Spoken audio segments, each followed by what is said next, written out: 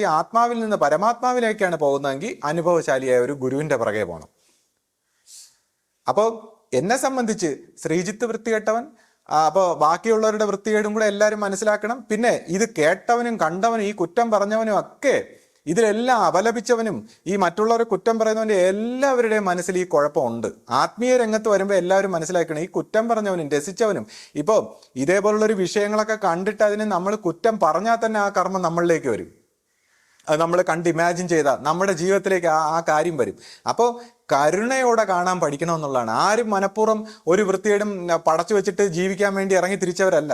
എല്ലാ മനുഷ്യരും എത്ര വൃത്തികെട്ടവനായാലും നല്ലവനായാലും എല്ലാവരും അവൻ്റെ കർമ്മഗതിക്കനുസരിച്ച് നല്ല രീതിയിൽ ജീവിക്കാൻ തന്നെയാണ്, അവൻ്റെ അറിവിനനുസരിച്ച് ജീവിക്കാൻ തന്നെയാണ് ശ്രമിക്കുന്നത്. അപ്പോൾ എന്തെങ്കിലും ജീവിതത്തിൽ ഇങ്ങനെ സംഭവിക്കുമ്പോൾ അതിനെ ഇങ്ങനെ അങ്ങ് അപലപിച്ച്, അല്ല പുറമേക്കുള്ളവരെല്ലാം ചെയ്തോട്ടെ, പക്ഷെ ആധ്യാത്മിക രംഗത്ത് വരുമ്പോൾ ഇങ്ങനെ അങ്ങ് അപലപിച്ച് കള്ളക്കഥയും അവൻ പാവം എവൻ ഭയങ്കരം അവൻ ഇങ്ങനെ അങ്ങനെ അങ്ങനെയൊന്നും ജഡ്ജ് ചെയ്യേണ്ട ഒരു ആവശ്യമില്ല.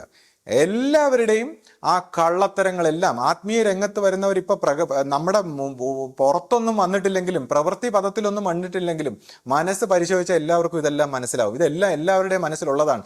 അതുകൊണ്ട് തന്നെയാണ് ഇത് പുറമേക്ക് കാണുമ്പോൾ നമ്മൾ ഇത്ര അപലപിക്കുന്നത്. അല്ലാതെ ഒരു ജ്ഞാനിയായ ഗുരു ഇങ്ങനെ അപലപിക്കുകയൊന്നുമില്ല, അദ്ദേഹത്തിന് കരുണയാണ് തോന്നുന്നത്.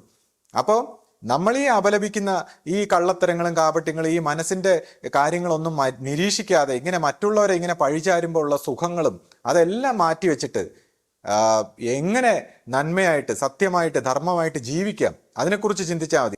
എനിക്ക് പറയാനുള്ളത്, ഈ വൃത്തികെട്ട ഈ നാറിയ സ്വഭാവങ്ങൾ അവരവരെ ഓരോരുത്തരും മനസ്സിലാക്കിയിട്ട് ഈ നാറ്റങ്ങളിൽ നിന്നും അതിൻ്റെ മനസ്സിന്റെ നന്മയിൽ നിന്നും മാറി ബോധപൂർവ്വം ഉണർന്നു വരുമ്പോൾ ജീവന്റെ നന്മ, യഥാർത്ഥ നന്മ, ആ ജീവന്റെ വിറ്റ്നസ്സിലൂടെ യഥാർത്ഥ നന്മയിലൂടെ ആധ്യാത്മിക സായുജ്യത്തിലേക്ക് പരിണമിക്കാനാണ് നമ്മൾ ഓരോരുത്തരും പരിശ്രമിക്കേണ്ടത്.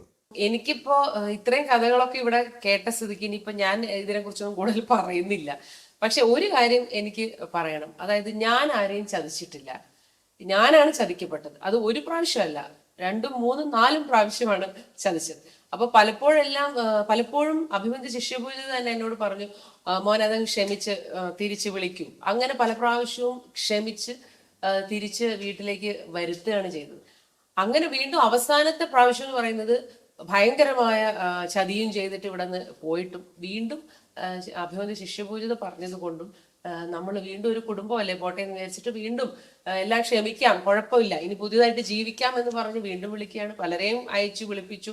ഞാൻ തന്നെ നേരിട്ട് അവരുടെ വീട്ടിൽ ഫോൺ ചെയ്ത് അവരുടെ അമ്മയോടൊക്കെ സംസാരിച്ചപ്പോൾ എന്നെ ചീത്ത വിളിക്കുകയാണ് ചെയ്യുന്നത്. മാത്രമല്ല എൻ്റെ മക്കളും ഞാനും എല്ലാവരും കൂടി വീണ്ടും വിളിച്ചു. ഒരവസരം